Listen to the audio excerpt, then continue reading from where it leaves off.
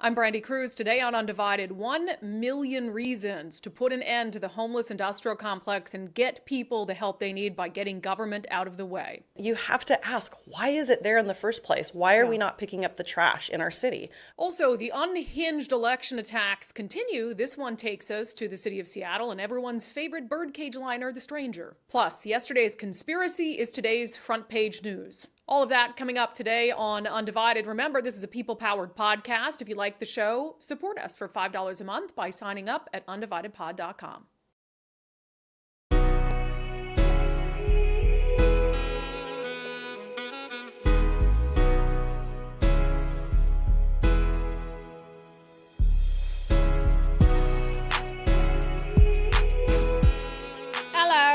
Welcome to unDivided. I'm Brandi Kruse. Thank you for being here. Thank you for your commitment to giving common sense a comeback. A lot to get to today. We want to start with a couple follow-ups because, of course, if we report on a story, we don't just leave it behind. If there are advancements in that story, we want to bring it to you.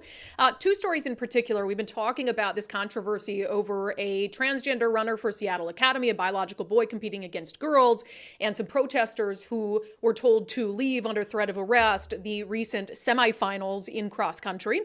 So we'll have an update on that. And also, the King County Republican Party is not so pleased with some things Semi Bird said on this show, and they wanted to respond, so we will certainly give them an opportunity. So let's start with the update on the transgender runner protest that ended with about 6 people being told to leave the premises of the track over at South Whidbey High School where this happened. So there were 2 videos we played for you on the show yesterday that were taken by these protesters who had signs like "Defend Women's Sports" and "Boys are not girls." Well, they had, and I think the school anticipated their arrival. They had, we learned, contacted law enforcement prior because this had become such a controversy because a national figure, Riley Gaines, a former collegiate swimmer, has brought attention to it. So they were expecting protesters. So they get there, they got these signs. The school says, "You got to leave." Parents say, "No," or these citizens say no. And so the school at first asked the city of Langley Police Department to intervene. Do whatever you want, but you need to leave. But can you tell us the signs basis? away. I cannot remove them. Okay. I spoke with my chief last night, and we discussed kind of the issue at hand, and I cannot remove them. Okay. Well, the sheriff's will then. Okay. You're welcome to call them out. Okay. I cannot do that, though. Okay. Okay. Yeah, so that was interesting. Langley PD officers like, unless they get violent, we're not going to do anything. I already talked to my chief about it. The school says, well, the sheriff's office will, and indeed they called the sheriff's office, Island County Sheriff's Office, and they did. You are not allowed to be here. This gentleman here is responsible for this property. He has asked you nicely to leave. Either you can leave and go out to the road and protest all you want. You're more than welcome to. Okay? No questions asked, no other words said. You can leave that way, or you can be arrested for trespass. Yeah, so they opted to leave and not get arrested for trespass, and I believe they went out to the road and waved their signs. So there were 2 things when we first brought you this story yesterday that we were actively trying to understand and follow up on. So we'd placed calls to the Langley Police Department and the Island County Sheriff's Office. I have not heard back from the Langley Police Department. I did, however, have a very long, nice phone chat with the sheriff up in Island County yesterday, and he told me, a couple things that, yes, kind of what we're seeing in that video is reflective of what happened. What he said is that the school had let the sheriff's office know beforehand that there might be an issue. He said that this is not Langley PD jurisdiction, so he doesn't know why there was even a Langley PD officer who was there suggesting that they had, authority to be able to intervene. He said, no, this is definitely Island County Sheriff's Office territory, so that's why they took action on this.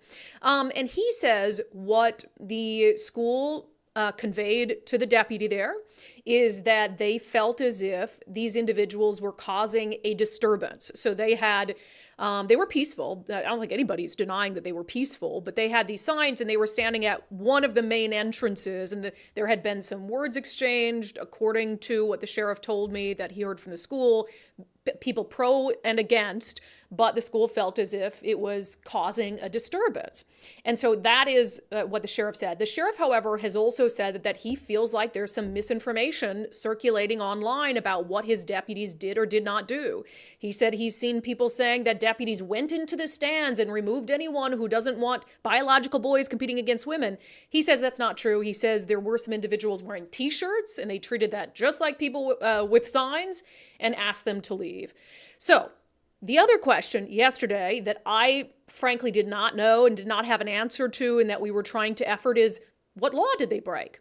Because certainly the First Amendment, is a big one that protects speech. What I didn't know is, to what extent can someone protest on public school grounds? It's a public school paid for with taxpayer funds. We have the First Amendment, but there are limitations under RCW, so the Revised Code of Washington. And the sheriff in Island County pointed me to two in particular. He said both of these probably don't apply here, but there are two in particular that would allow this sort of free speech, exercise of free speech, to be limited on school grounds. So I'm not going to read the whole laws for you, but if you want to go look them up so you know what you can and cannot do on a public school property if you're planning on doing this protest at the state meet. RCW 28A 635-030, disturbing school activities or meetings. Any person who shall willfully create a disturbance on school premises during school hours or at school activities or school meetings shall be guilty of a misdemeanor, the penalty for which shall be a fine in any sum not more than $50. So that seems to be the RCW that they were using here. Now there's a second one, but this one is a little more serious. It says willfully disobeying school administrative personnel or refusing to leave public property. So basically, if you're like on school property drunk or something, or posing a risk or a threat to others. So that's kind of more serious. It doesn't seem like that was the case with these protesters. Now, I will say, of that first RCW, which seems to be the one that the sheriff's office, and I spoke to the sheriff himself, that they used to enforce this, there's still a little gray area there.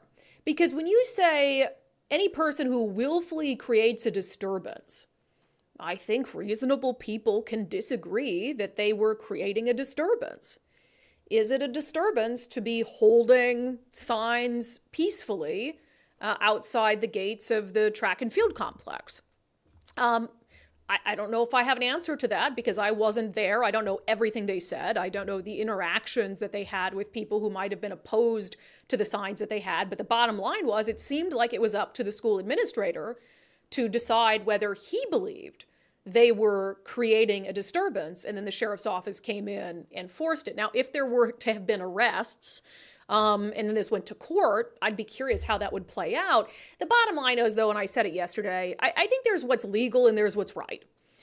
I don't know if I like the idea of, first of all, opening up school grounds to basically anyone who wants to protest. I mean, think of how wrong that could go. But also, these are kids participating in track and field. You might not like the WIAA policy of allowing transgender athletes, but the kids didn't do it. And they're there trying to compete at the highest levels in high school athletics. They're trying to make it to state. So I just think as adults, it's like, okay, you have your strong political beliefs that I agree with, by the way, that it doesn't make sense to allow biological boys or men to compete against biological girls or women. But I think there's other ways that you can go about it. So I don't think this story is going away. I'm sure that there'll be stories like this and video like this coming out of the state meet. But we just wanted to follow up and say there are RCWs on the books that limit the type of free speech, for lack of a better phrase, that you can engage in on school property if it's deemed that you're causing a disturbance. All right, follow-up number 2. We had Semi Bird on the show, a Republican candidate for governor of Washington, and the genesis of that was I had heard some things he said at a KTTH Freedom Series event, a political forum essentially, where it seemed to me like he was, one, really angsty about feeling like the mainstream structure is out working against him. And that's something that he came on and talked about, and he gave an example. So he basically says you have the big donors and the party structure that's opposed to him because they want Dave Reichertz. They're just trying to hold him down, essentially. And he used an example of an experience he had at it actually happened a few days ago, the King County Republican Party's annual dinner. The leadership of the Republican Party in King County is definitely not in support of Semi Bird. That was evidenced when I was disrespected at their Liberty dinner the other night. When the MC that was chosen began to introduce, and by the way, again, has no ill reflection on Dave. This is nothing ill on Dave. Behind all the bidding paddles had Dave's logo on it, right? And so at the very beginning of the event, which I was in attendance, I was invited to participate. I was excited to be there. And we hear the MC, John Curley, say, and look at your paddles and on the back. And now I'm just summarizing. You'll see the logo of the next governor of Washington State, Dave Reichert. And Simi Bird is sitting there. And again, I'm not a sensitive little child. Again, I'm a big boy, right? I served in combat and done all that other stuff.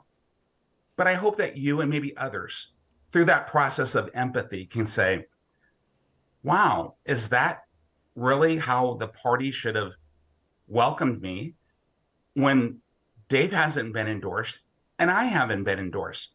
Yeah. So he says, I'm not a sensitive little child, but he was clearly very offended by that. And I told him at the time, if that happened the way that you said it happened, I'd be offended by that too. If I'm still a candidate in the race and I go in and I'm invited to a dinner and it's got my opponent's face on everyone's paddles, yeah, I get it. The issue is the King County Republican Party sent me an email last night, and they told us that they were highly disappointed to see Semi Bird's mischaracterization of events that happened at our recent dinner. So we want to send you an accurate depiction. So they started with this issue of Dave's logos, Dave Reichert's campaign logos on the back of the bid cards. They said the Reichert for Governor campaign bought a sponsorship that allowed the placement of his logo on those bid cards. This is a fundraising initiative. We do it every dinner, and it is available on a first-come, first-served basis for any campaign or organization that would like to have their logo placed. This was absolutely not any sort of in-kind donation or endorsement on behalf of the King County GOP. And so that makes a lot of sense. And I've seen it at many other political fundraisers. And in the back of my mind, I was thinking maybe that's what happened here is his campaign purchased that basically as an opportunity, a sponsorship opportunity. Because I've been at, for instance, when I'm asked to come speak at political conferences and stuff, sometimes during election years, you will have a political candidate who hosts the after party. But it's really just they're doing it and they've got their signage up everywhere, and it's a way for them to get their name out there and to bring in donors. So the other issue that King County Republicans wanted to address is the comment made by our friend John Curley, Nicole. He's always causing trouble. John Curley, who was the auctioneer. John Curley, of course, a radio host in Seattle, that he said that on the back of the paddles is the name of the next governor. And Semi Bird's like, what the heck? So the King County Republican Party told us in a statement, Semi Bird mentioned our auctioneer, who is completely independent of the party, and occupies no formal leadership position, introduced Dave Reichert as our next governor. They said that did in fact happen, but he was not using a script provided by the King County GOP or any script at all, to their knowledge, which also sounds like John. He's not so much a script kind of guy. And then they went on to clarify about whether Semi was invited to the event or how that all went down. They said, we offered the Bird for Governor campaign, a campaign table at our event, which they accepted, but Semi gave us no indication he would be attending the event himself. He independently purchased a ticket a few days before the event and then showed up. Furthermore, John Curley offered some kind words towards Semi Bird regarding how many signs he has seen for Semi after he pointed out his mistake in referring to Reichert as our next governor, given we have two viable candidates currently running for the office. And then they go on to say that the chairman of the King County GOP recognized the candidates in the room after that incident, including Semi Bird, and noted the loud applause that Mr. Bird received when he was mentioned by the chairman. But here's the kicker. And this to me is like, wow, they're ticked off. It's like sort of the gloves are off. They say at this point, Semi Bird riled up many of his supporters, berated our staff, and made a very notable exit of the event. He didn't mention that to us, that he left. The King County GOP felt very bad for what occurred, so we fully refunded Semi's campaign table, which he also made no mention of. Okay, so thank you to the King County Republican Party for sharing your perspective on what happened there. Certainly there were some elements in there that Semi did not talk about. I mean, I'm interested to hear more about what they say that, he berated their staff. But here's my bottom line on all this. Get it together. Republican Party in general, get it together. I mean, you have a better opportunity than certainly in the 15 years I've lived in Washington State, and I would argue maybe even for the last 40 years, to have a Republican governor elected. And this is the kind of like childish, whiny, complainy, infighting, drama. It's actually a little bit embarrassing that this is how all of this is happening. So anyway, yeah, I guess you can air your grievances here on the podcast, but I don't think that any of this makes Semi Bird look particularly good, certainly, and I don't think it makes Republicans look particularly good. So I'm going to take one for the swear jar today. Get your shit together. Oh, no. Wow. Sorry, babe. Mike won't let me swear. Yeah. I had to. Get your shit together. And I will gladly put now $40 in the swear jar for that. It's $20 for swearing, $1 for a sword. Wow. Worth it. Worth Hashtag it. Get worth it together. All right. Seattle Mayor Bruce Harrell, as we speak, I believe, is having a press conference. And we're going to play some clips from it on the show tomorrow. But I thought we could talk about it today and I could gauge your opinions on it, because I've been clear on this issue that it bothers me. I don't understand the effort to go backward when it comes to fighting racism and discrimination. And I really feel like government programs that prioritize people and businesses on the basis of immutable characteristics like the color of their skin or their gender or their sexual orientation is incredibly discriminatory. And I talked about this in relation to a little while ago, the city of Seattle, I think it was maybe 6 months ago or something, the city of Seattle had said that, for all its empty storefronts downtown, they were going to prioritize, business owners of color. And it's like, nobody wants to be a business owner downtown. If there's anyone, regardless of the color of their skin, who wants one of those empty storefronts that's been boarded up since the summer of 2020, by all means, let them use it. Like, let's not be picky here. But anyway, so today, the mayor of Seattle is signing an executive order that would expand contracting equity, is how they put it.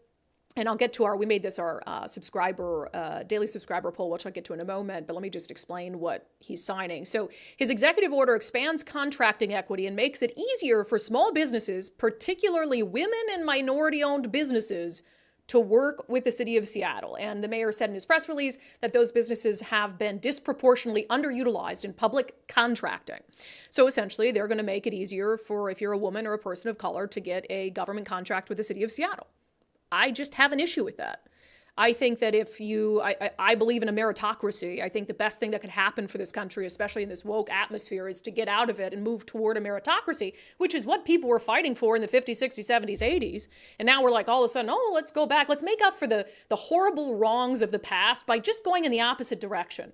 It's just really ridiculous. So anyway, I sent out our daily subscriber show poll this morning on this very subject. I said, should the city of Seattle prioritize contracts with women and minority-owned businesses? And I will say most of you say no in the poll so far, and we keep those polls open throughout the week, so please feel free to go weigh in on Patreon or Locals if you're a subscriber.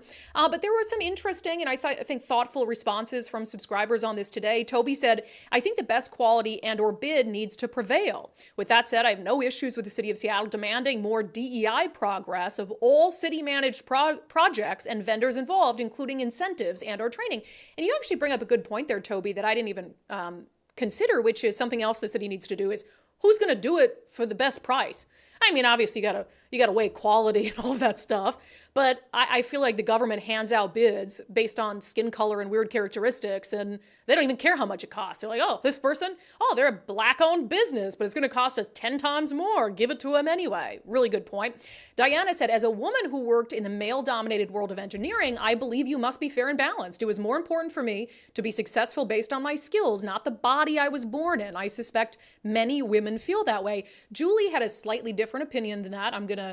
She said, as a former woman-owned business, I was going to read it as a former woman, that's okay. I'll welcome as a former woman-owned business.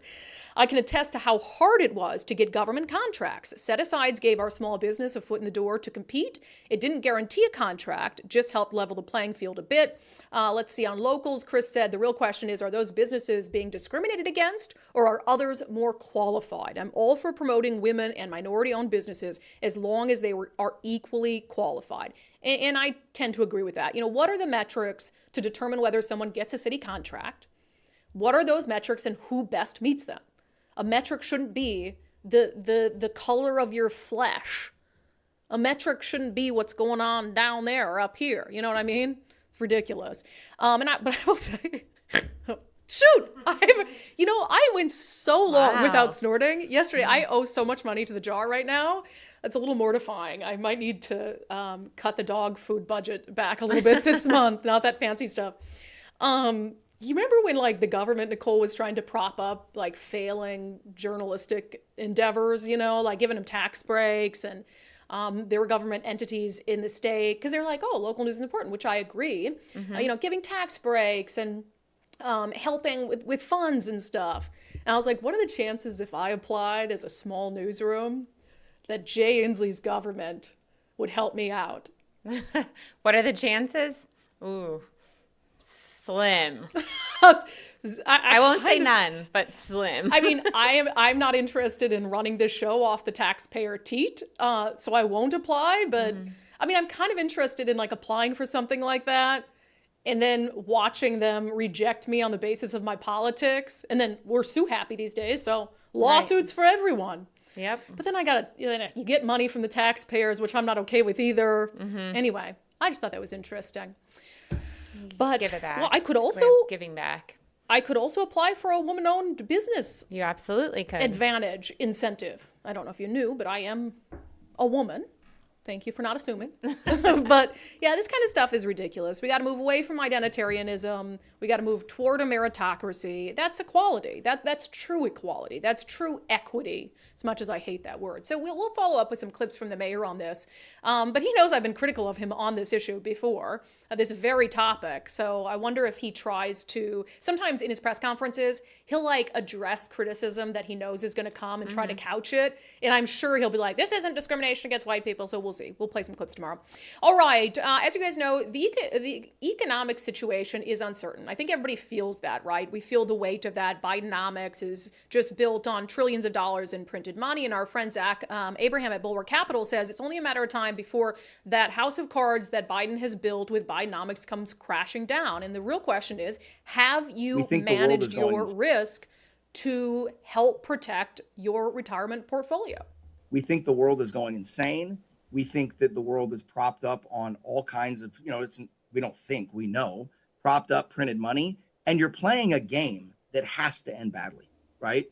Now, when it ends, when you hear all these prognosticators financially talking about when it ends, it kind of reminds me of when God's coming back. Nobody knows, right? But what it does mean is that you need a portfolio that can do two things. It can keep up with inflation and not get you buried. But also, when the inevitability of living and perpetuating an economy on printed money, when that inevitability comes to the fore, you need a portfolio that can stand up against anything, right? Yeah, and here's the deal. You all work too hard to let your hard-earned retirement be put in jeopardy. So whether it's with Zach Abraham and Bulwark Capital or someone else, make sure that you are taking steps to manage your risk before the eventuality that things collapse because of the state of the economy. So check out knowyourriskradio.com. And Zach hosts a weekly radio show. He also gives this sort of advice every single week. So if you're interested in learning how to manage your risk, whether you're close to retirement or like me, looking at retirement many moons from now, make sure you manage your risk. KnowYourRiskRadio.com, KnowYourRiskRadio.com. All right, I talk a lot about the homeless industrial complex because it is a real thing. I used to be a denier, but I used to be a denier of a lot of stuff. And then I just woke up, red-pilled one day, just like that. The homeless industrial complex is undeniable to me because you have, look at hundreds of millions, billions of dollars that are spent, and we have a worse homeless crisis now than we've ever had. And that is telling you that what they're doing is not working. And the underlying political environment is creating a situation where we have more people entering homelessness on our streets than we are pulling out of homelessness. And that's because we've essentially de facto legalized drugs. We don't hold people accountable for crimes that they commit, perhaps to fund a drug habit, et cetera. And so it's this whole environment that is just sort of leading to this really sad, deadly situation on our streets. And then you can throw billions of dollars at it because you have elected officials who keep calling it a housing crisis when it's not. They don't even identify the problem properly. So of course it's never going to get fixed. So all that money is going into this giant government cog, bureaucracy and red tape. It's not going anywhere. At the same time, you have citizens who have become so fed up with that that they are trying to take steps to make the problem better, to help their city, and they're doing it much more effectively and for far less money than the government ever has. And one of those entities, I've talked about them a lot on the show, is We Heart Seattle. So we had Andrea Suarez on the show last week just to talk about a voting initiative, but she also teased for us some data that was going to be coming out that is now out, and we'll dive into it. But they've announced that We Heart Seattle over the last 3 years, which is just a group of citizen volunteers, they go out, they clean up homeless encampments. While they're there, they connect with homeless people, try to understand their situation, connect them to services if they can. Again, a group of volunteers that operates based on donations. They have cleaned up now more than 1 million pounds of trash across the city of Seattle. Here's Andrea. We know we've picked up 1 million pounds of trash. We know we've served almost every zip code in the city of Seattle. And when you look at the heat map, we're like, wow, it's really glaring how pervasive the issue is and how predominant it is in 2 particular voting districts. Queen Anne, we have done North and West Queen Anne Greenbelts, Kinnear Park. Hundreds of thousands of pounds have been there for over a decade. Is that the one me and my subscribers came to? Yep. Yeah. Yep. That day we picked up 10,000 pounds. And in Soto and that in kind of lower industrial area in China, in International District, we probably picked up at that camp, 100,000 pounds alone. So, and we've been in the jungle and picked up in that greenbelt as well. So, yeah, it is obvious that there are 2 districts in particular where most of our trash was picked up. And what's the point in you guys putting out those statistics? I think it's just important to visualize how much trash we have picked up and where it is. And you have to ask, why is it there in the first place? Why are we not picking up the trash in our city? I mean, we were finding typewriters from the 80s and Coke bottles from the 90s and receipts and paperwork that was artifacts that had indicated that this trash had been there for years. And why, when you say, why hasn't the government, pick this up, what's going on? There's a policy of not allowing contractors to go on slopes. And there's the other very inhumane policy of not being able to go within 20 feet of tents. They don't want any contractors, nobody, unless you are that very specific and small outreach team. And to that I say, everybody needs to be an outreach worker. Everybody needs to be doing welfare checks on these tents. And anybody can really get out and pick up the garbage, as you saw in that transformational day in May. We all need to be hands on deck, and they is you. We all have to take a part in this crisis, including outreach. Yeah, and I admire Andrea for that. I admire her saying, I'm not just going to sit back and complain and wish a government that has never stepped up to this crisis is eventually one day going to step up once all of our parks are buried under tons and tons of trash. I admire her for saying, I'm going to get up and I'm going to try to help. And she is doing an absolutely fantastic job. But that doesn't negate the failure of the government and the urgent need for us to recognize that and to stop the wasted funds that are going to the government to address this crisis. I mean, the depth of the trash that Andrea and her volunteers have picked up is a direct reflection of the depth of the failure of government. And I think what it really proves is that the government needs to get out of the way. If we really want to make sure that people in need are getting help, which I hope every single one of us does, I think the government needs to get out of the way. And I'm not saying the government doesn't have some sort of role in that process, but 2 things need to happen. The government bureaucracy and cog needs to account for less of the spending than the people who are actually out there doing the work. And these outside contractors, these nonprofits that the city partners with that our taxpayer funds go to, yes, they need to be watched like hawks. Of course, they still have to be accountable for their outcomes and for what they're doing. But we've had this government bureaucracy that not only has been burning through billions and billions of dollars, but sending billions of dollars to these outside entities to do work that they never properly account for.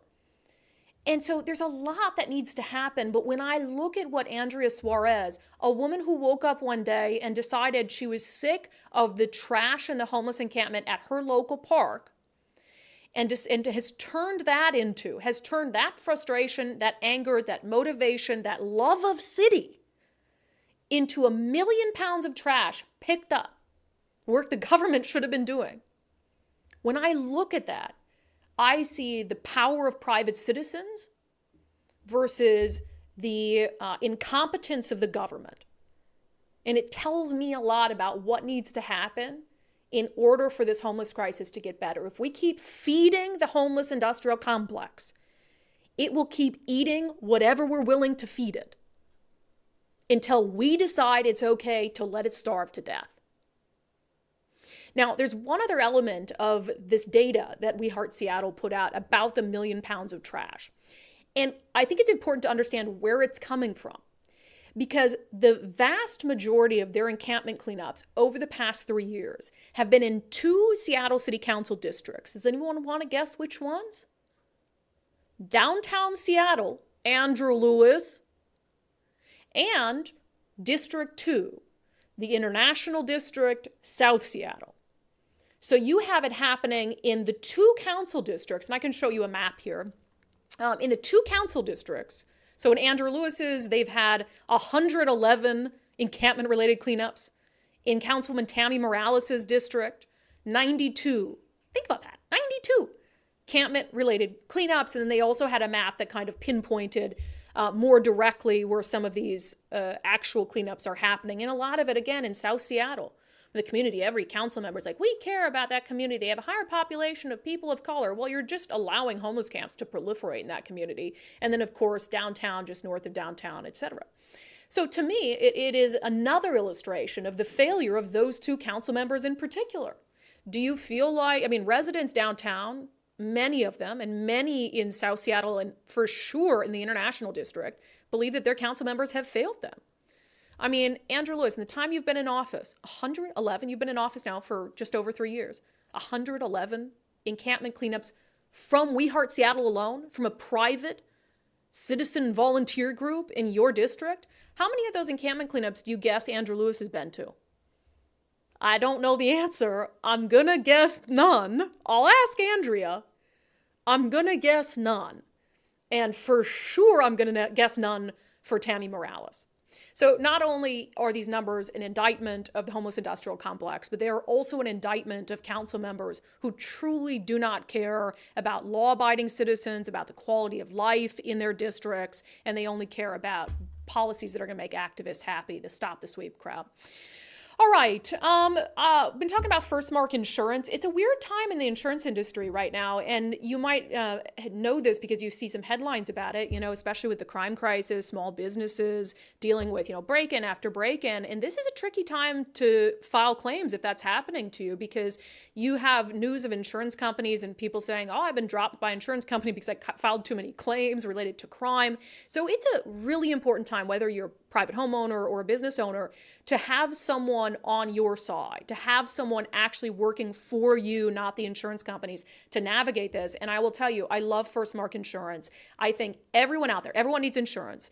I would seriously encourage you to take the First Mark Challenge to see if First Mark is a good fit for you, because they have, and I talked to Dave Taylor, the CEO of First Mark, about this. It's not just about the best price.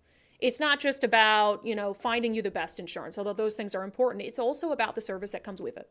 We like to talk about there's 3 elements to a really healthy insurance program. Yeah. It's having the right coverage, it's having the right coverage at a competitive rate, and it's having the service behind it when you need it, right? So all 3 things are really important. However, people are bombarded with the message of price, right? So when people reach out to us, it's okay that they all pretty much reach out and say, hey, I want to see if I can save some money. And can you do it in 15 minutes or less? Yeah. And the answer is no. No, we can't. Okay. No.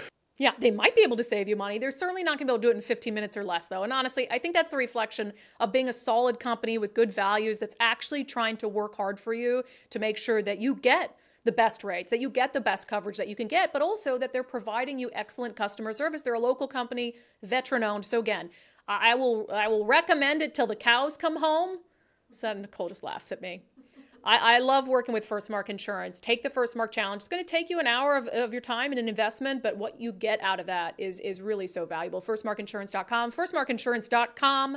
They work for you, not the insurance companies. All right, we've been talking all week about unhinged election attacks where people are being vilified for even having squishy little ties to people who might be Republicans. The latest story takes us to the city of Seattle. Let's get to it in our segment, Unbelievable. Okay,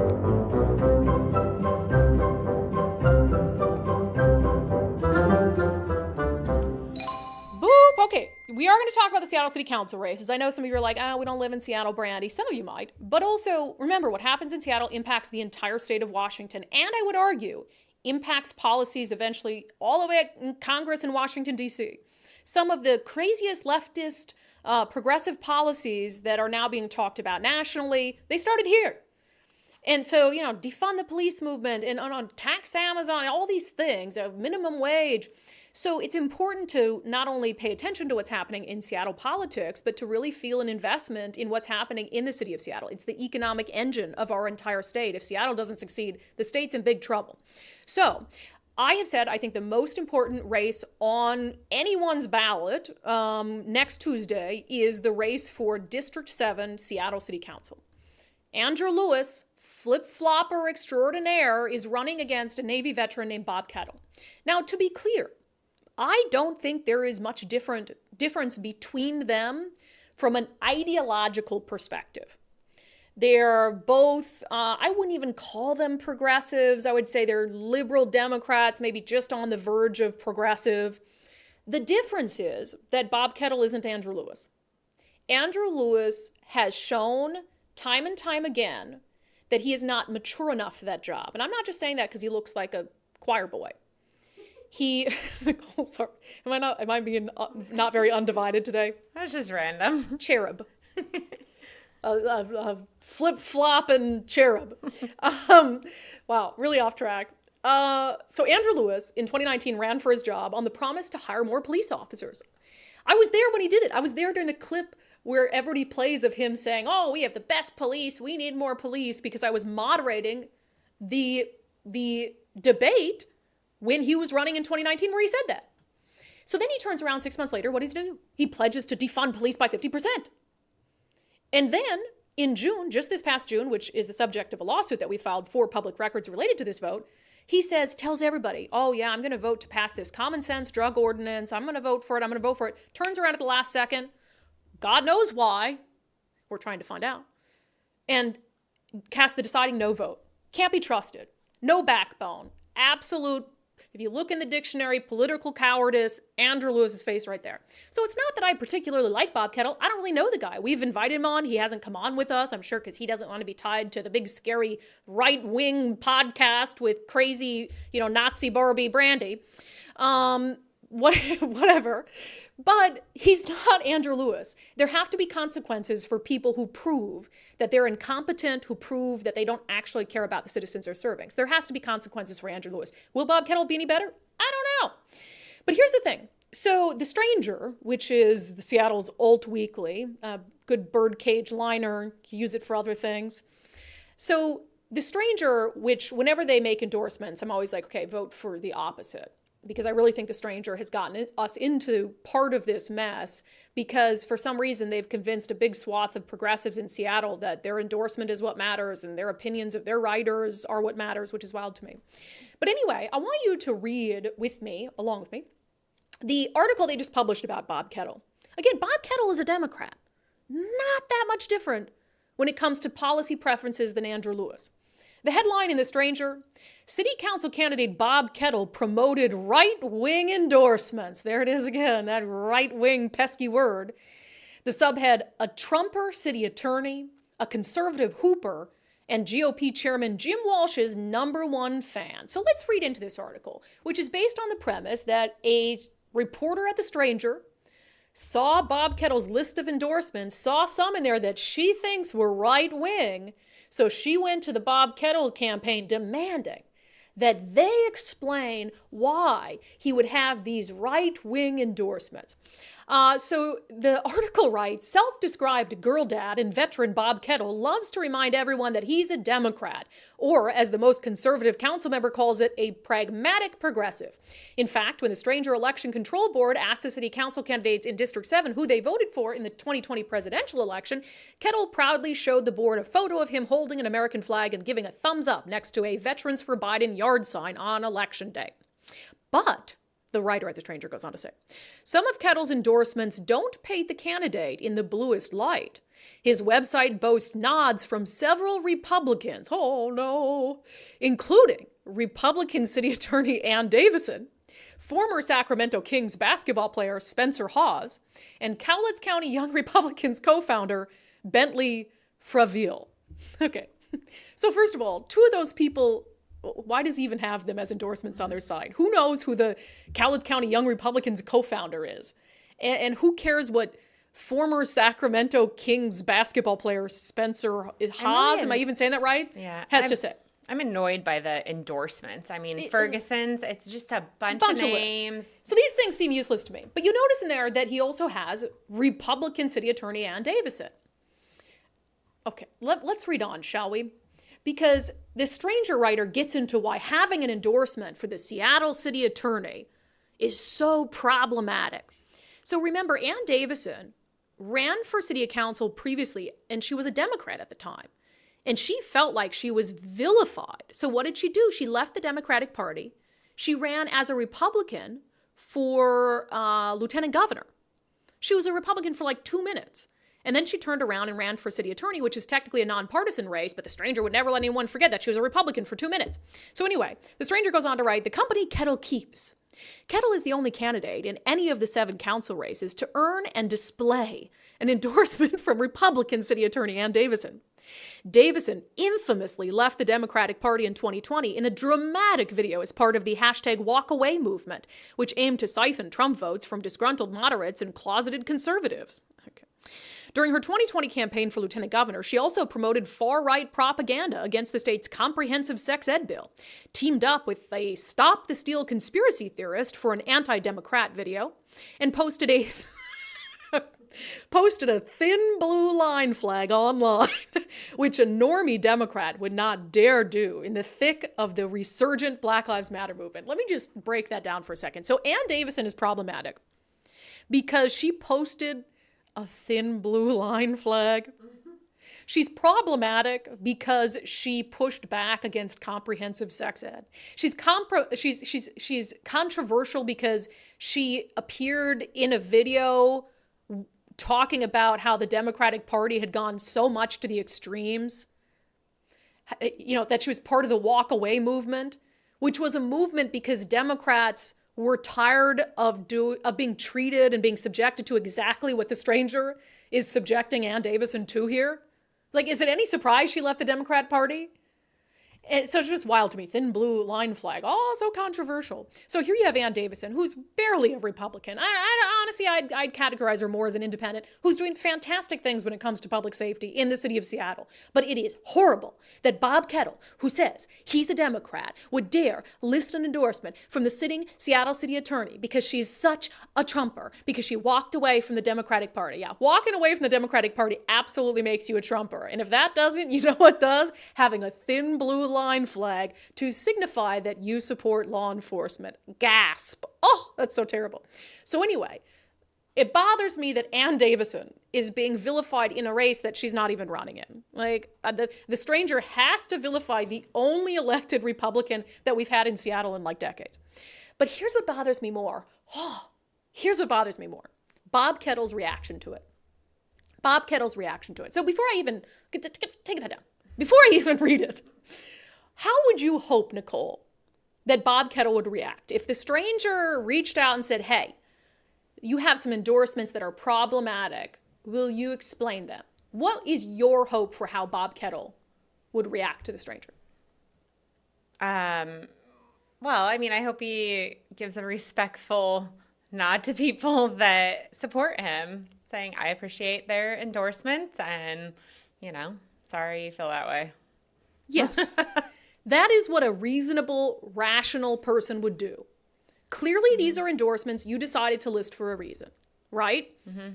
I would also argue it would be even more rational for him or his campaign to hang up or tell them to kick rocks. I know, right? He won't respond to us. Yeah, like I'm not going to answer to a 20-year-old Stranger reporter who, you know, with blue hair. Right. Sorry, bye. That's how I would handle it. Because you know that they're not going to give you any sort of fair shake. No. Their questions are already unhinged. The questions in the framing of this even being a story is already unhinged. So what do you think you gain if you respond? Unfortunately, that is not what Bob Kettle's campaign did. What did they do? They just rolled over. And not only did they respond and acquiesce to this absolute lunacy, they went to the extent of trying to provide this stranger reporter with pictures to prove that, no, Bob's a Democrat. Bob, look at the pictures. Bob's a Democrat. No, you can put it up. You can put it up now. They said, the stranger writes, Kettle's campaign manager, Rebecca Duran, thanked the stranger for flagging the endorsements and said they would review them. Quote, Bob is a strong Democrat, Duran said. As far as anyone who questions Bob's credentials as a dedicated Democrat, please share these photos of Bob working his butt off to get the Democratic team elected. And they shared some photos with the stranger, completely unprompted, of him appearing with Patty Murray and campaigning for Patty Murray. And then the stranger says that the campaign also attached 2 photos of Kettle with Senator Patty Murray and, upon request, the picture of him with the Biden sign. So he sends them the pictures, the campaign sends the pictures of him with Patty Murray. And the stranger's like, well, that's not good enough. Can I get the picture of him? He says he has a picture of him and a Biden sign so we can really prove your Democrat bona fides.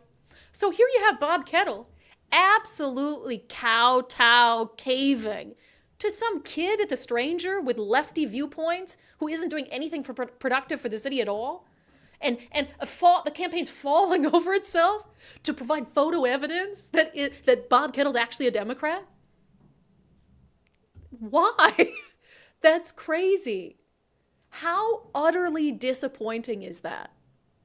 And now, 6 days out from the election, I'm left with the realization that downtown Seattle, which needs strong representation more than ever, has 2 candidates on the ballot without a backbone. Absolutely unbelievable. All right, Nicole, do we have time for a second unbelievable today? Sure. Because I'll take... We don't have anybody stopping us at one. That's true. Let's get to another edition of Unbelievable.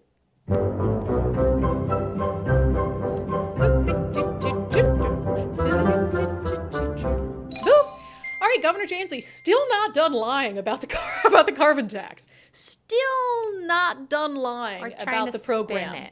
Spin it.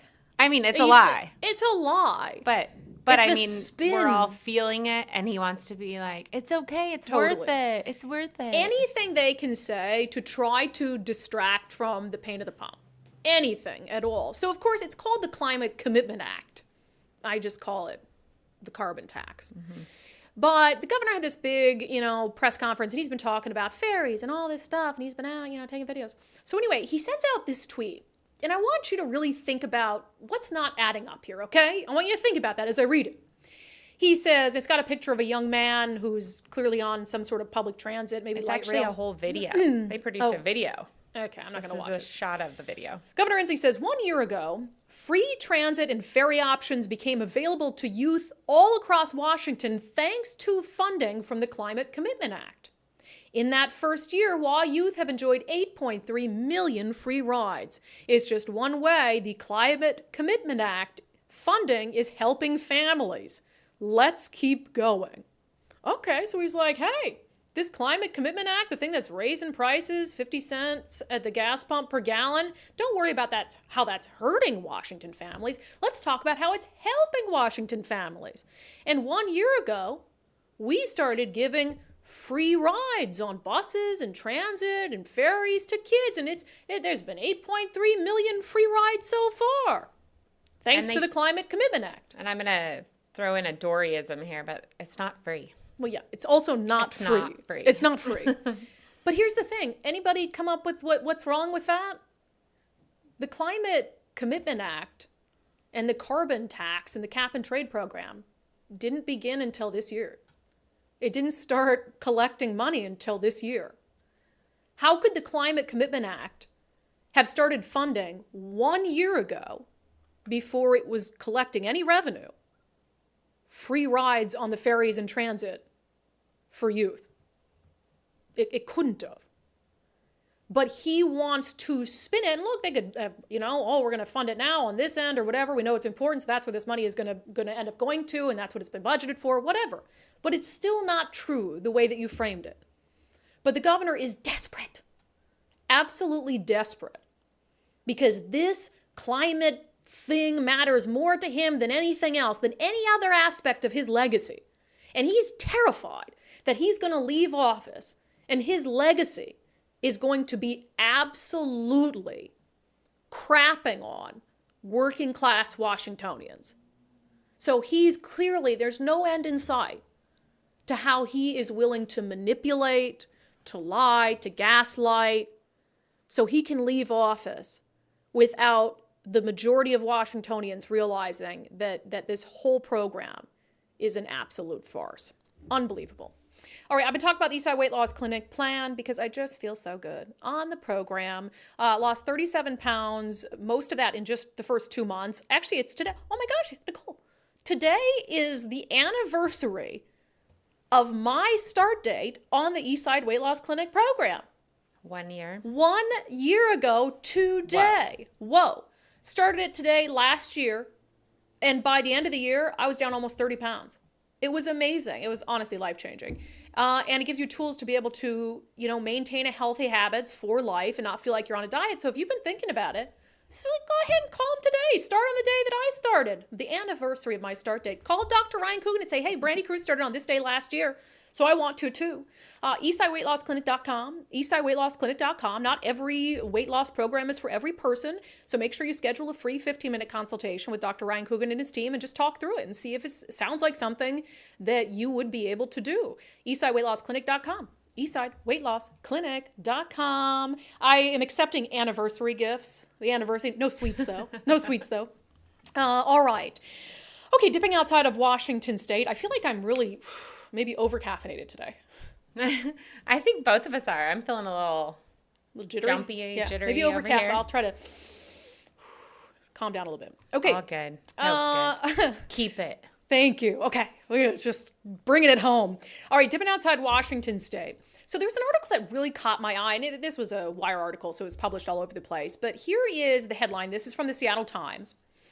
FBI says Israel-Hamas war raises potential for attack against Americans. And this is coming from FBI Director Kruse. And that's not surprising. I mean, yeah, you've got this happening overseas. You have this increased vitriol, certainly anti-Semitism, Islamophobia as well. And so the fact that that conflict raises the potential for attacks against Americans and terror attacks against Americans, that's really not a surprise. And also the potential that people who are maybe in solidarity with Hamas or sympathizers might carry out lone wolf attacks. But here's the problem. When I saw that headline, I was like, I swear that like a month ago, when conservative media was saying that that was a potential, the porous southern border, that they were told that's stupid. And indeed, I went back and found the headline because I remember it very vividly. October 12th, NBC News. Their headline, conservatives stoke fears of a Hamas attack on U.S., but there's no credible threat, the FBI says. What? So you fast forward to October 31st, FBI says Israel-Hamas war raises potential for attack against Americans. I mean, you almost can't make this up. It's ridiculous. And it's not just NBC News' fault, the FBI. No credible threat. It doesn't seem like Christopher Wray and the FBI are talking about a specific credible threat right now either. They're just saying, yeah, of course, there's a war going on. There's a lot of hate and tensions and all of that. And it raises the specter that you could have someone who's sympathetic with Hamas carry out an attack against Americans in the U.S. Yeah. But because conservatives brought it up first, because conservatives said it, because conservatives tied it to the porous southern border where we know there have been captures of people on the terror watch list. I mean, it didn't take a rocket scientist to say, hey, if we know terrorists are getting in through the southern border, what's stopping a Hamas terror cell from getting in from the southern border and attacking the U.S. in some global day of jihad? But it's like, oh, NBC is like, no, the FBI says that that's just one of those conservative conspiracy theories. Well, as we know, in this unbelievable climate we're in, yesterday's conspiracy theory is today's front page news. All right, George Santos, the member of Congress, a Republican from New York, who is like the grifter of all grifters. Anything, you name it, he's lied about it, allegedly. Although some of his lies are very well documented and obviously true. Isn't he the one who said he's Jew-ish? Yes. Where like he said he's I believe Jewish, so. and then when he was called out for not being Jewish, he's like, well, I said I was Jew-ish. Like I know some people, you know? It's like, I think he said one family member. oh my gosh, this guy. So anyway, what's happening right now is really interesting. And I don't want to call it mixed feelings because I know what I think should happen, but I also understand the opposing arguments. So Nicole, have we seen whether a vote happened? Can you look on that? I'll look. Well, let me see if talk there's an about this update. article from the Seattle Times. The headline, the House weighs historic decision on whether to expel George Santos. So one of his fellow Republican Congress members from New York has started this effort to try to expel him, and this would be historic. The article says the five Republicans who are pushing for his exit.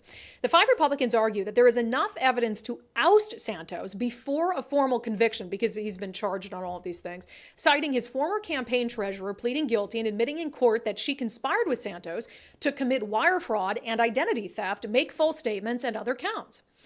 So they say, hey, we don't need, for instance, an ethics investigation, because there's this ongoing ethics investigation in Congress. We don't need that to play out to know that there's enough there to say he shouldn't represent his people in Congress anymore. It says, quote, everybody is innocent until proven guilty. It is the government's burden to prove you guilty, is what Santos said. Unfortunately, some of my colleagues want to be judge, jury, and executioner and deny me the right to due process. And the article talks about how there are Republicans who are split on this issue. It says House Republicans have varying views on whether Santos should be expelled. Some have called for him to resign. Some caution precedent setting without due process. A handful of Republicans expressed deep regret for how they spent the first half of the year voting to censure or kick Democrats off committees in retribution for when a Democratic majority did the same thing to their colleagues. So there's essentially this tension between, okay, George Santos is a pretty extreme example. And by the way, he would become the first congressman in more than 20 years to be removed in a motion brought forth by Republicans from his own delegation, according to this Washington Post article. So this doesn't happen very often.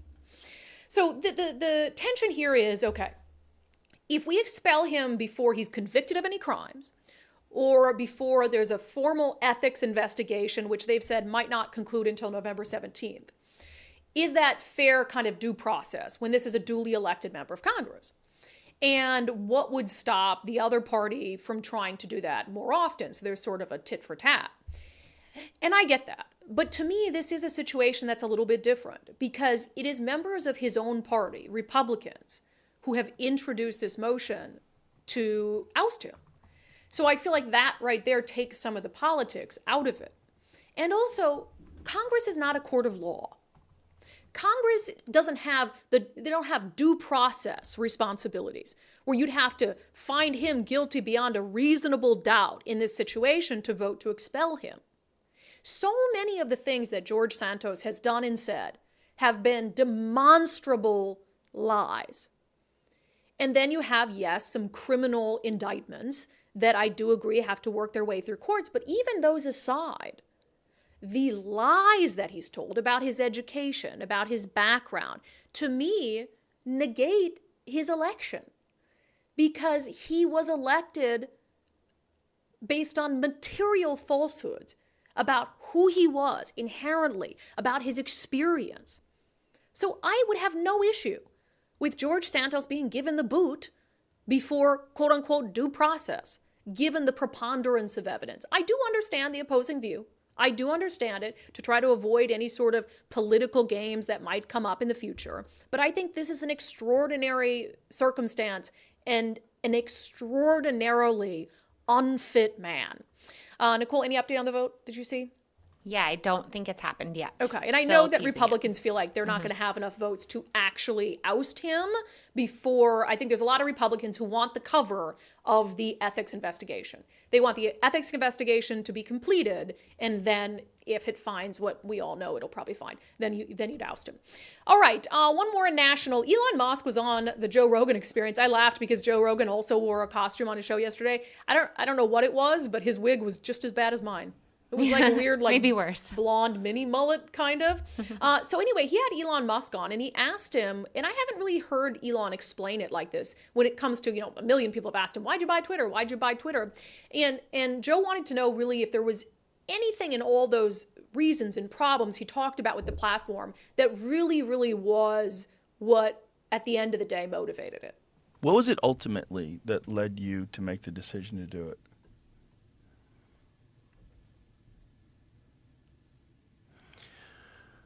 I mean, this is going to sound somewhat melodramatic, but I was worried about that it was having a corrosive effect on civilization. That it was just having a bad impact. I think part of it is that it's where it was located, which is downtown San Francisco. And while I think San Francisco is a beautiful city, and we should really fight hard to kind of right the ship of San Francisco. If you've walked around downtown San Francisco, right near the ex-FKA Twitter headquarters, it's a zombie apocalypse. I mean, it's rough. Have you been in that area? Not lately. No. Yeah. I've heard. It's crazy. I've heard it's crazy. I've heard you really can't believe it until you actually go there. You can't believe it until you go there. So now you have to say, well, what philosophy led to that outcome? And that philosophy was being piped to Earth.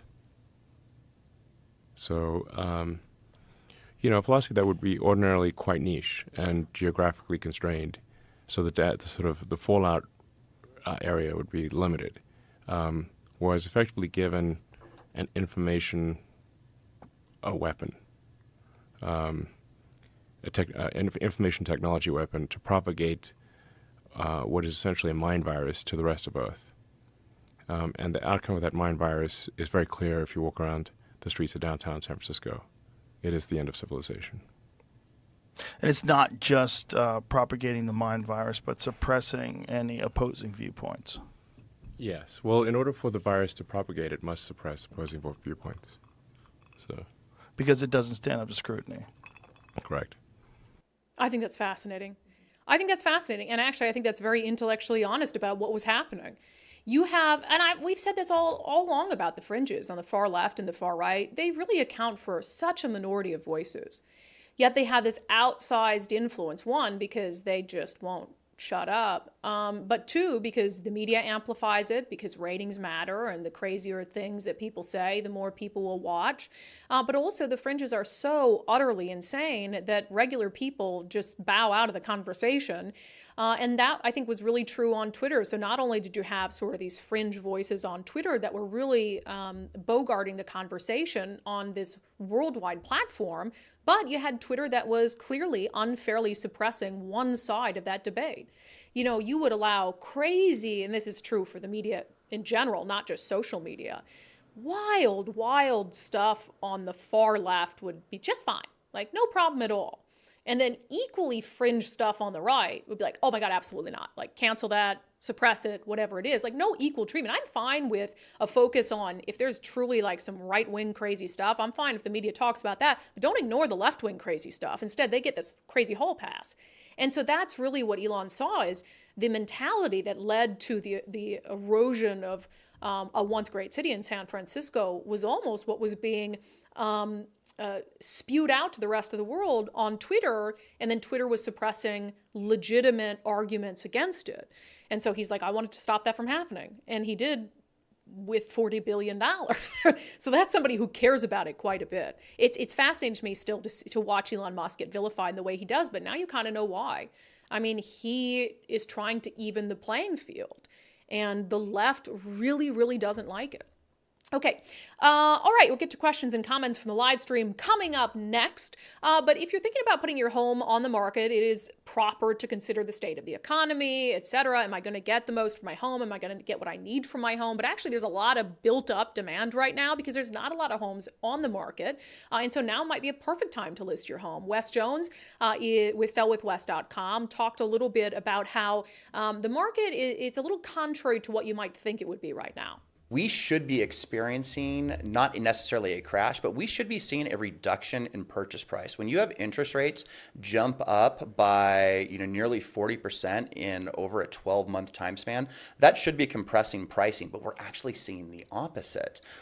Prices have come up about 5% since the beginning of the year. And overall transaction count is down, just meaning less houses overall are selling, but they're still selling pretty quickly because there's been a lot of pent-up demand, over time. So, it's actually going pretty well, but in general, there are not enough homes on the market to meet demand. Yeah, so it might be a great time to put your home on the market, but check first and make sure that you talk to Wes Jones with sellwithwes.com, because the first thing he's going to do is do a free market analysis for you and really give you some honest advice about how well positioned your home would be. You can also start by using their home value calculator at sellwithwes.com. Just plug in your address. They'll tell you how much your home is worth. It might be worth more than you think. Sellwithwes.com, a better way to sell your home. All right, questions and comments from the live stream, ladies and gentlemen. Bill Biz with a $20 super chat, which will help make up for my swear word tip jar that I have to put in there. Brandi, enjoyed your talk with Seth Dillon this week. Yeah, we had Seth Dillon, the CEO of the Babylon Bee, on Sundays with subscribers. If you haven't watched it, it was a good one. Great to see that Miranda's feeling better. How confident are you that the lawsuit will prompt the city of Seattle to honor the records request prior to the general? 0%. I don't think that we're going to get those records before the general election. Now, I don't think we were going to get them anyway. And now for sure that we have a lawsuit wrapped up in it, we're not going to get them, is my opinion. Because I think if they were to provide them, right after we filed a lawsuit, it might look a little suspicious, and I think they know that. All right, were you going to say something, Nicole? Oh, I was going to say you're going to get to them, but you got a lot of help with the swear jar. I did? Today. Sorry, I have to plug my computer in because I'm a professional, and I left it unplugged, and now it's dying. Okay, all right. Let's see here. On Bob Kettle. I screwed. Let me start up higher. On the transgender runner and this whole controversy in Washington State high school cross country, Mary says, shame on all the adults and the teen athletes who participate in these events where insanity rules, and tell parents and young adult athletes boycott events where males are permitted to compete as female. Nothing will change. So many spineless parents out there. It is just astounding. That's tough. I agree with you to a certain extent. I also remember how important high school athletics were to me and how important, especially high school speech was to me. And the thought of sitting out a season or sitting out a state meet would have felt to me like the end of the world, when I was in high school. So I think that's a lot to ask of kids. And it's a lot to ask of parents to decide for kids.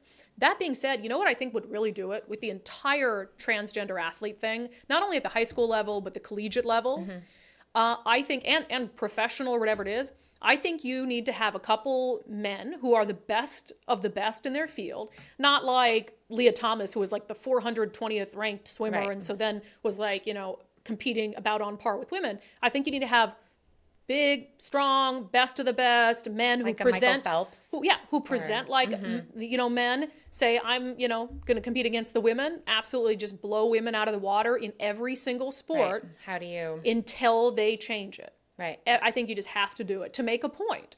Because are they going to decide I know some have actual rules and standards for medical interventions you had to have gone through, but others don't. Other sports don't. Nope. So you got to get men in each sport who are the best of the best to go in to make a point for women. Because apparently women trying to stand up for themselves isn't enough. No, then you're called transphobe. You're called a TERF, a transgender, exclusionary, radical feminist. Right. And I do think that, we have reached out to a lot of people to push back on this and to get their perspectives, and everyone is so scared to speak. Parents. So that's what's so frustrating to me, is that no one's allowed to say, this shouldn't be happening. And if they do, then their face has to be covered, or you have to be anonymous or whatever. And I get it, because that is the environment we're in. However, people have got to push back unified. You know what's crazy? That these pro-Hamas protesters at UW have no problem showing their face. Right out there. And no consequences. And you've got parents who are trying to stand up for their student athletes, for their girls, who are shamed into silence and are too mortified because of the consequences to show their face or to say anything. Isn't that terrible? That is the society that we have fostered and allowed for. That's a society we have allowed for. And that is a damn shame. It really is. All right, Lieutenant Dan says, problem with a lot of these laws is they are subjective. I don't think a bunch of activists protesting to free Palestine at this event on school grounds will be met with the same response. Yep, you're probably right. Angela says, I agree about keeping all things out of the schools, religion, sexuality, protest, etc. Let kids be kids. I tend to agree with you, Angela. On Seattle Mayor Bruce Harrell, awarding city contracts on the basis of race and gender, government is strictly prohibited from discriminating on the basis of race. I smell a lawsuit. Let's hope so. On Bob Kettle, who I was very hard on, but I was excited, who I was very tough on today. I'm so immature. I was very, okay. Seriously. Another snort? I don't know what's going on with me today. I'm just like, no consequences. But honestly, he just showed such cowardice. And I don't know if his campaign did that on his behalf, but you're not going to solve anything happening with the city if you continue to kowtow to activists, which is what Reporters at the Stranger are. That's how we got into this mess. And to be like, oh, look at these pictures of me being so Democrat. And it's like, really, for the Stranger, you felt the need to do that? Two Ladies Midwest Adventure says, I used to be a Democrat and I walked away too. Yes, the backlash is real. I had family disown us since we walked away. On Inslee and saying the carbon tax last year before it even started is responsible for all these free rides for youth. Andrea says, Sound Transit needs to enforce paying fares in general. Raising the fare of those few of us that pay won't be enough. Brett Hammond says, I work in transit. All of a sudden, everyone is a student. Yeah. Catherine Smith says, what a moron. We don't name call on here, Catherine. The youth aren't taking the bus. They are stealing your Kias. Yeah, that's true. Why do you even put the moron thing in there? You did warn me about it. I did warn you. I take it out. So I'm like Anchorman. If it's there, I'm going to read it. Okay. Brandon Robillard. Oh, I got a bunch of... Wow, oh, yeah, this is what I was talking about. You have to go through all of them. You guys are so funny. Was that because you really didn't mind me swearing about that particular thing? So if Mike gets mad at me for swearing, I might have to use that money to buy him something. No, Brandon with $5 super chat to help the swear and snort jar. Sally S with $10 toward the swear jar. Elise with $10. Make it a great day. Tracy with $20 for the swear jar.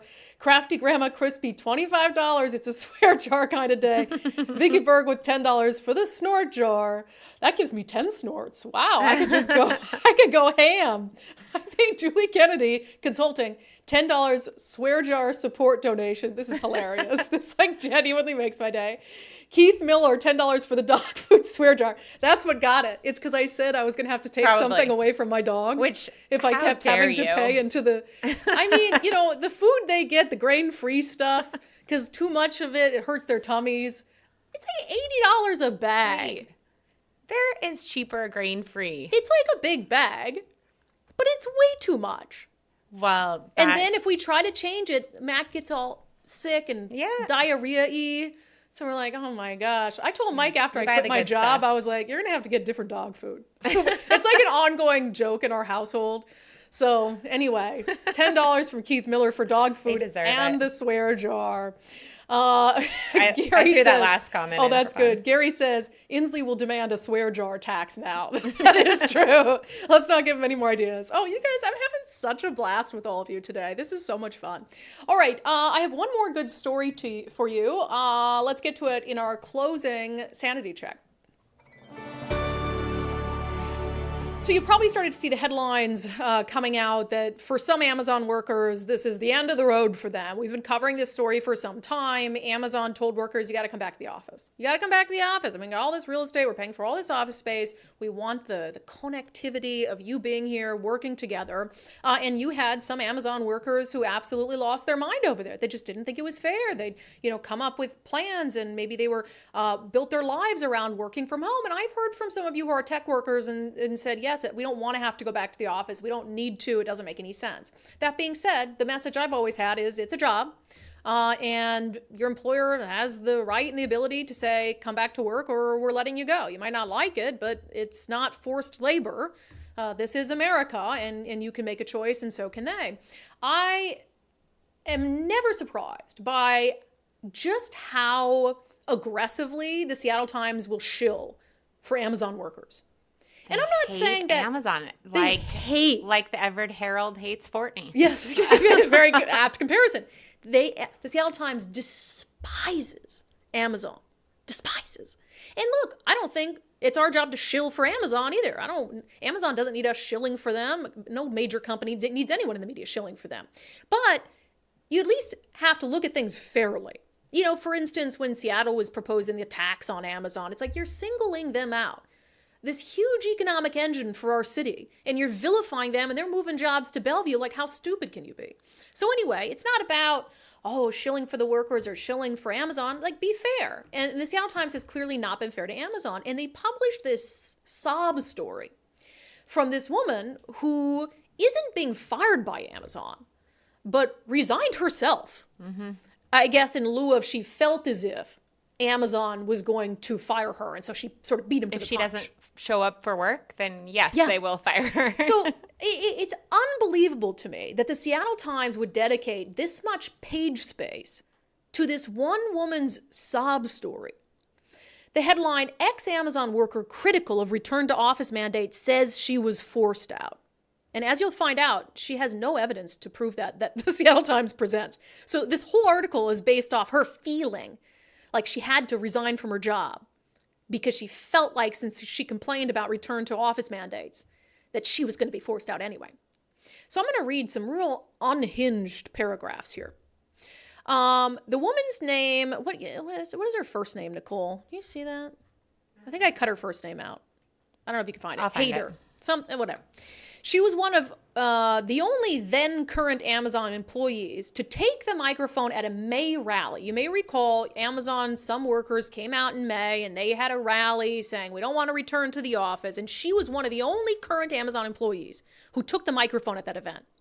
Weeks before, she had created a Slack channel titled #RemoteAdvocacy, which became the meeting ground for workers to share concerns about return to office, draft a petition against the policy, and plan the walkout where Hader addressed the crowd with the crowd of hundreds. By August, Hader had left Amazon and accused her former employer of retaliation for her remote work advocacy.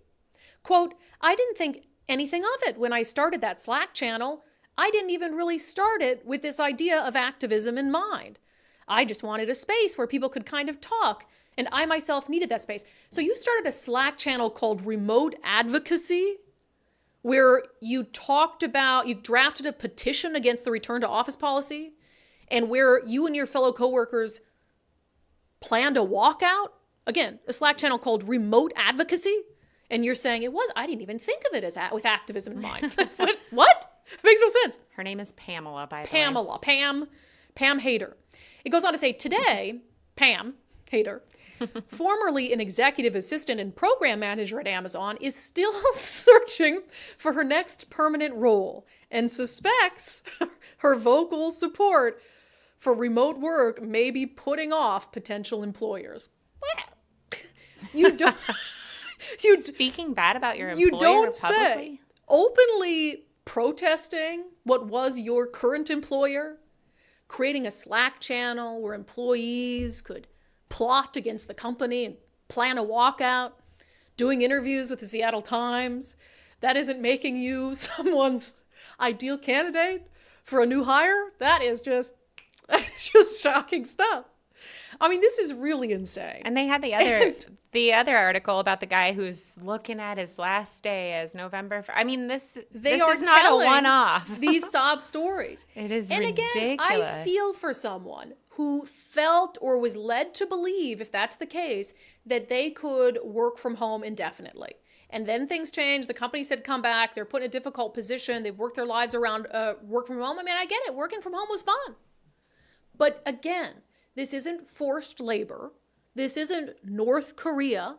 This isn't a Chinese sweat factory. You have a choice. And considering you were an executive assistant and a program manager at Amazon, I would venture to bet, Pam Hader, that you have a lot of marketable skills and that you could have probably easily gotten a different position with a different tech company. But now, as you suspect, it's kind of becoming hard because the last tech company you worked for, you spoke out against publicly, vilified, suggested that they wrongfully were going to terminate you, and now you're pursuing action against them. And you started a Slack channel where people could plan walkouts. What of that do you think is going to make you marketable to another? What do you think is going to make you desirable for another company to take on? Would any company in their right mind say, hey, this woman used to lead walkout protest against her employer and didn't want to follow their policies, and now she's taking legal action against them. Like, let's pick her up. That sounds like a good team member. No, that sounds utterly insane. All right, that has been it for today's episode of Undivided. Thank you for being here. Thank you for your commitment to giving common sense a comeback. A reminder to check out our merch store because only got 10 of these bad boys left. Our Make Common Sense Great Again hats. We're down to 10, Nicole, and I'm not restocking them. I want these to be limited edition. Limited edition. You're looking at me like we should restock them. I think we should restock. Look, I don't know. Not this year. We'll see about the demand. We'll see. Maybe a slight tweak. Anyway, there's only 10 of them left. undividedpod.com. undividedpod.com. And while you're there, support our show. Now I have hat hair. Support our show for $5 a month. Become a subscriber. This is a people-powered podcast. The only way Nicole and I can continue to focus on the show full-time is by the support of you. Undivided subscribers, listeners, viewers. All right, we'll see you back on the live show tomorrow at noon.